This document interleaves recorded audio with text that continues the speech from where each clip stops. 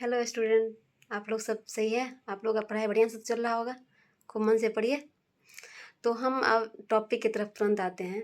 तो हम पिछले क्लास में धार्मिक सुधार आंदोलन स्टार्ट किए थे और उसका पृष्ठभूमि भी बताए थे, जो आखिर इसका ज़रूरत क्यों पड़ा। उसके बाद जैन धर्म के बारे में बताए थे। तो थोड़ा संक्षेप में हम रिकैप करवाएं तो था क्या, आप लोग हड़प्पा सभ्यता पढ़े हुए हैं। हड़प्पा सभ्यता के बाद आपको क्या ये आया, वैदिक सभ्यता। हड़प्पा सभ्यता का काल वैसे जनरली हम 4700 ईस्वी पूर्व पढ़ते हैं। उसके बाद जब आर्य लोग आए, ऐसा कहा जाता है, मतलब कथित तौर पे ही है, ऐसा कहा जाता है कि जो आर्य के आने के बाद सैन्य सभ्यता का पतन हो गया था। ठीक है, तब जाके जब आर्यों के द्वारा वैदिक, जब आर्य आए तो वैदिक सभ्यता का प्रारंभ हुआ। ठीक है, वैदिक सभ्यता के प्रारंभ के दौरान दो कालें आई, एक ऋग्वैदिक काल, दूसरा उत्तर वैदिक काल। ऋग्वैदिक काल में स्थिति बहुत सही थी, उतनी कोई दिक्कतें नहीं थी। जैसे जैसे फिर समय बढ़ता गया, ऋग्वैदिक काल का पीरियड आप लोग को पूछता है ऋग्वैदिक काल का अवधि क्या है, तो 1500 ईस्वी पूर्व से 1000 ईस्वी पूर्व।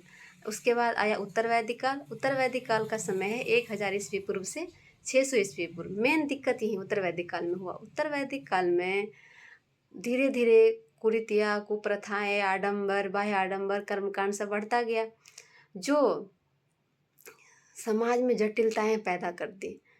इसी को उन्मूलन करने के लिए धर्म में सुधार करने का ज़रूरत पड़ा। तो हम चैप्टर में आए धार्मिक सुधार आंदोलन, जिसमें हम कल स्टार्ट किए थे आपको जैन धर्म। जैन धर्म के बारे में लवा लवा पढ़ा दिए थे, कुछ बाकी है। तो हम बताए थे जो जैन धर्म के वैसे संस्थापक, जैन धर्म में कुल कितने तीर्थंकर हुए? 24 तीर्थंकर। जैन धर्म के संस्थापक ऋषभ देवी आदिनाथ थे, जो प्रथम तीर्थंकर थे। वास्तविक संस्थापक महावीर स्वामी को माना जाता है, जो 24वें तीर्थंकर थे। ठीक है, तो वैसे हम ये भी आपको बता दिए थे, जो 24 तीर्थंकर है ना, जिसमें 2-3 तीर्थंकर से ही क्वेश्चन आता है। तो देखिए, जिसमें है पहले तीर्थंकर हो गए ऋषभदेव, जिनको आदिनाथ कहते हैं, फिर हो गए अजितनाथ, दूसरे, तीसरे हो गए संभवनाथ, फिर 19वें तीर्थंकर है, ये इंपॉर्टेंट क्यों ये बताएंगे। 19वें तीर्थंकर हो गए मल्लीनाथ। मल्लीनाथ के बारे में इसलिए बोलते हैं कि श्वेतांबर परंपरा के अनुसार मल्लीनाथ महिला थी। आगे हम बताएंगे श्वेतांबर दिगंबर में कैसे विभाजन हुआ था जैन धर्म का, वो हम बताएंगे आपको। श्वेतांबर परंपरा के अनुसार मल्लीनाथ एक महिला थी। तो क्वेश्चन पूछता है जो कौन सी तीर्थंकर का महिला के रूप में उल्लेख मिलता है, तो मल्लीनाथ, जो 19वें तीर्थंकर थी। उसके बाद आ गया 23वें तीर्थंकर। 23वें तीर्थंकर का नाम था पार्श्वनाथ, जो 4 महाव्रत, कौन कौन? 4 महाव्रत, सत्य, अहिंसा, अपरिग्रह और अस्तेय, उस धर्म का उद्देश्य जो 4 बातों में नहीं थी, इस चारों की चर्चा, मतलब वो महाव्रत लाए थे कौन? पार्श्वनाथ। उसके बाद 5वां महाव्रत आता है, तो 5वां महाव्रत आया ब्रह्मचर्य। तो ब्रह्मचर्य कौन ऐड किए थे, कौन जोड़े थे? तो महावीर स्वामी। महावीर स्वामी के बचपन का नाम वर्धमान था। ठीक है, इनका जन्म कहाँ हुआ था, हम ये भी आपको बताए थे। तो वैशाली है ना, वैशाली में उनका जन्म हुआ था। उसके बाद उनको ज्ञान की प्राप्ति कहाँ हुई थी, तो जुम्भरी गांव, जो राजगीर में पड़ता है, वहाँ रिजुपालिका नदी के किनारे साल वृक्ष के नीचे हुआ था उनको ज्ञान की प्राप्ति। और जैन धर्म में ज्ञान प्राप्ति करने को एक नाम से जाना जाता है, उसका क्या नाम है? कैवल्य, कैवल्य। और मृत्यु को निर्वाण, मृत्यु का निर्वाण जैन धर्म में, और उसमें बौद्ध धर्म में निर्वाण हो जाएगा ज्ञान प्राप्ति का। तो यहाँ इसमें थोड़ा कन्फ्यूजन होता है, इसको आप लोग ध्यान से रखिएगा। ठीक है, अब हम लोग आते हैं, ये तो बता दिए थे 30 वर्ष की अवस्था में वो गृह त्यागे थे, 42 वर्ष की अवस्था में उनको ज्ञान की प्राप्ति हुई, और उसके बाद है 72 वर्ष की अवस्था में उनकी मृत्यु हो गई थी पावापुरी में। ठीक है, उसके बाद अब हम आते हैं जैन दर्शन की तरफ। अब हम लोग जैन दर्शन की तरफ आते हैं। तो जैन दर्शन यानी कि उनकी जो साहित्य वगैरह है, उनमें किस किस चीज़ों की चर्चा है, तो आत्मा, क्वेश्चन आता है। जैन धर्म आत्मा और पुनर्जन्म दोनों में विश्वास करता था, लेकिन ईश्वर में विश्वास नहीं करता था। ठीक है, तो ज़्यादा नहीं डिटेल में पढ़ना, बस इतना ध्यान रखिए, जैन धर्म आत्मा और पुनर्जन्म दोनों में विश्वास रखता था, परंतु ईश्वर में विश्वास नहीं रखता था। उनका मत ये था, जो ये है ना जिन, जिन ईश्वर से भी ऊपर है। ठीक है। इसीलिए वो कहता था जो ईश्वर से भी ऊपर जिन है, इसीलिए वो ईश्वर को वो नहीं मानता था। ठीक है। इसके बाद जैन धर्म में ब्राह्मणवाद धार्मिक सुधार आंदोलन ही है, सुधार आंदोलन है। तो इससे पहले जो कर्मकांड था, ब्राह्मणवाद वगैरह सब जो भी व्याप्त था, उसी को दूर करने के लिए किया गया था ना। इसीलिए जैन धर्म में ब्राह्मणवाद, कर्मकांड और यज्ञ का विरोध किया गया है। ठीक है।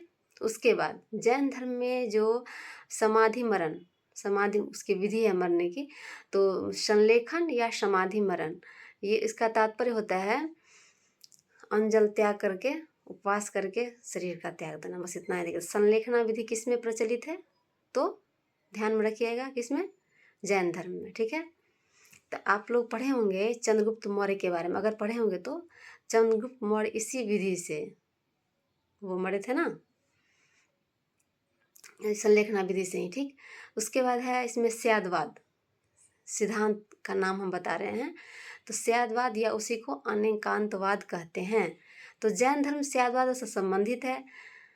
मतलब इसका मतलब क्या होता है ये बता देते। स्यादवाद का मतलब है एक के रिस्पेक्ट में दूसरे को तुलना करना, इसी को हम स्यादवाद कहते हैं। बस इतना ही समझिए, इससे ज़्यादा आप लोगों को क्वेश्चन नहीं पूछे। उसके बाद जिस तरह से हम लोग के यहाँ स्वास्थ्य का प्रतीक वगैरह होता है ना, उसी तरह से इसमें होता था।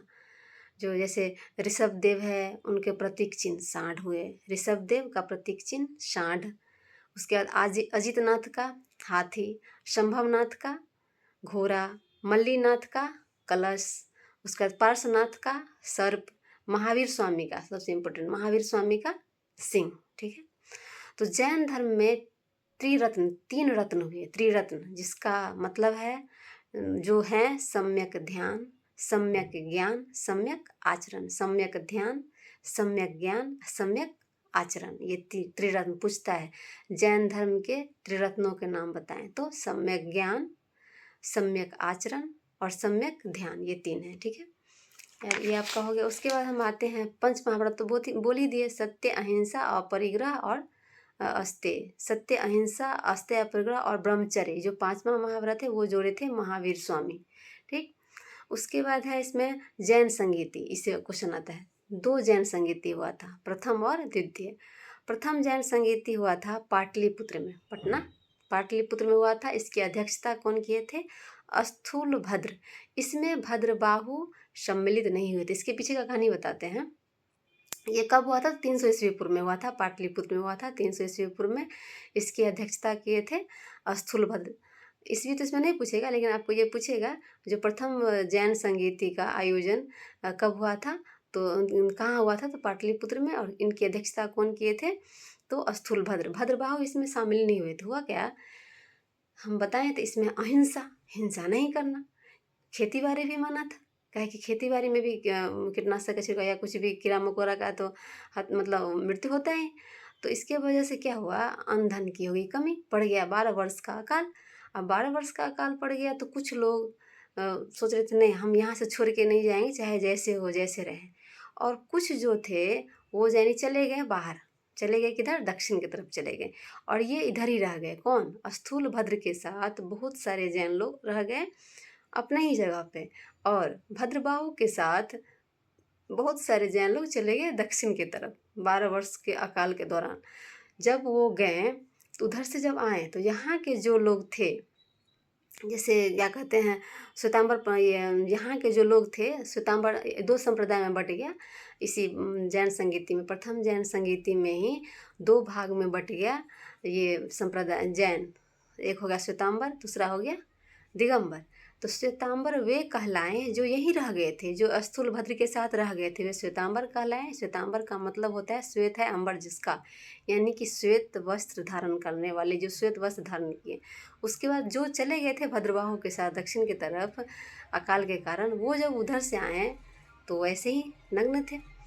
तो वो दिगंबर अवस्था, उनको कहते हैं दिगंबर। ये हो गए श्वेतांबर, वो हो गए दिगंबर। उनका कहना था दिख है अंबर जिसका, यानी कि दिशा ही जिसका वस्त्र है, दिशा ही जिसका आवरण है, तो वो दिगंबर। तो दिगंबर के मेन ये कौन थे द्योतक, वो थे क्या कहते हैं भद्रबाहु, जो उधर से आए तो वो कहलाएं। अब दो संप्रदाय में बट गया, तो यहाँ से क्वेश्चन पूछता है श्वेतांबर और दिगंबर दो भाग में किस संगीति में बटा था? तो पहली जैन संगीति में, जो कि हुआ था पाटलिपुत्र में स्थूलभद्र के अध्यक्षता में, ठीक है। उसके बाद द्वितीय जैन संगीति का आयोजन हुआ था बल्लभी गुजरात में, और इसके अध्यक्ष थे देवाधि क्षमा श्रवण, ये थे इनके अध्यक्षता करने वाले, ठीक है। द्वितीय जैन संगीति में ही जैन साहित्य को, जैन जो साहित्य है, जैनों की जो बातें वगैरह थी, इनको लिपिबद्ध किया गया था। तो ये क्वेश्चन पूछता है जो किस जैन संगीति में जैन साहित्य को लिपिबद्ध किया गया? तो दूसरी जैन संगीति जो हुई थी बल्लभी गुजरात में 512 ईस्वी में, वो हुआ था 300 ईस्वी पूर्व, ये ध्यान में रखिएगा। उसके बाद है जैन साहित्य जो लिखा हुआ है वो प्राकृत भाषा में लिखा। वहाँ के आम जन की जो भाषा थी प्राकृत थी, वहाँ के लोगों को पढ़ने सुनने में सरल लगे, इसीलिए उसके ग्रंथ को या उनके साहित्य को लिखा गया था आम बोलचाल की भाषा, प्राकृत भाषा में, जिसको अर्धमागधी भी कहते हैं। और जैन ग्रंथ को आगम कहा जाता है। जैन ग्रंथ को क्या कहते हैं? आगम। जैन धर्म में 12 अंग, 12 उपंग, 4 मूल सूत्र और 6 छिद्र सूत्र का चर्चा है, ठीक है। उसके बाद है महावीर के उपदेश अंग में संकलित है। महावीर के उपदेश कहाँ संकलित है? तो अंग में। जैन साहित्य के बारे में पढ़ लिया। अब हम आजीवक संप्रदाय, यहाँ से क्वेश्चन पूछता है आजीवक संप्रदाय के संस्थापक कौन थे? तो बस इतना ही रखिए, मोखली पुत्र गोसाल। कहीं कहीं मोखली पुत्र रहता है, कहीं कहीं मोखली पुत्र गोसाल आजीवक संप्रदाय के संस्थापक थे।